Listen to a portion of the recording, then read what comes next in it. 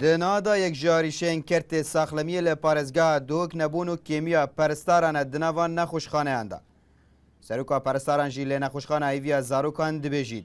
Kêmî û nedamezrandina perestaran û hebûna awareyan barê me gelek giran kiriye. Zankoa Polîteknîk jî dibêjît.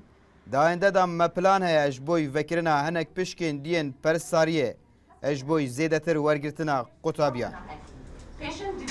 Perestار gelek kemen و دیو جمارا آوارا هاتینه هرمه دا خاصتاً پارزگاه دو که عددک زوره و پرستاره ما هن ترا نخوشونا کن و زور بی و چنه براکت شاری كي موسيت هين الخستات ما السنترت نخوشيا كو جمارة برستورة كامل ما بلانا كو هاي بو ذكرنا هند بشكدية برستوري لسر أسيزان كوبل تكنيك دوك بو صالة بيت أم بو صالة بيشتوي هل وصا كوليجا برستوري جيك أف صالة دي جمارة قطب بردي هيتا والجرتن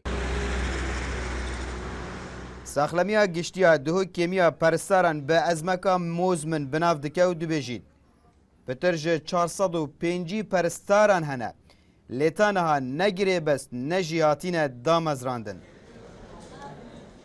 باندورا كمازل بريكا سانديكا هارديسا بريكا هم قال سلوكي حكمتي وجيجر وستافي وهم يعمل المحافظه يكون بمدى خاص كده وقتها كده ما 400 نفر دامازراندن نينو كقيرانه ودامازراندن نينا غريباس نينا تشيتشوچو وام كفتينا از مكا قال لك طنك ناحيه ستافي وام داخاص كان حكمتي السلفي خالي قال لك راسي تو بوما چاره سريه که ببینید Lê gorey standardên cihanî her 10,000 kesan pêtivî bi 29 perestaran heye. Lê li parêzgeha Duhok li hemberî vê rêjê bi tenê 10 perestar hene. Ev jî rêjeyeka yek car keme kutniha da pitir ji 800,000 awareyan li parêzgeha Duhok hene û 105 perestar jî li berokên şerî ne. Ev jî di demekê de rêja perestaran li parêzgeha Duhok bi hevber digel parêzgehên diyên herêmê kêmtir e.